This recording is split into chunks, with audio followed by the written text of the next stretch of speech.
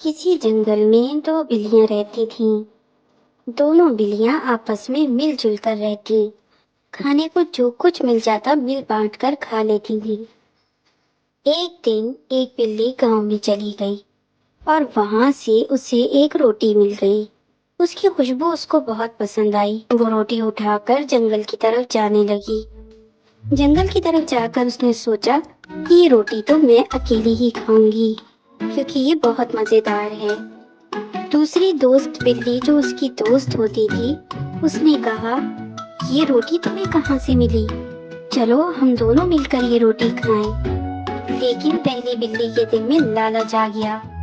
اس نے کہا کہ یہ روٹی تو صرف میں ہی کھاؤں گی اور میں بڑی مشکل سے لائی ہوں، میں تمہیں یہ روٹی نہیں دوں گی۔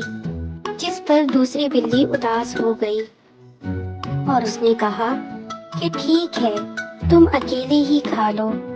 اتنے میں ان لوگوں کو لڑتے ہوئے ایک لومڑی دیکھ رہی تھی۔ لومڑی کیونکہ بہت چالاک ہوتی ہے، لومڑی بھوکی بھی تھی۔ لومڑی نے ان سے کہا کہ تمہارا مسئلہ میں حل کر دیتی ہوں۔ لومڑی نے وہ روٹی لی اور جھاڑیوں کے پیچھے جا کے چھپ گئی۔ یہ دونوں انتظار کرنے لگی کہ اب لومڑی آئے گی اور ہم دونوں کو کھانے کو ملے گا۔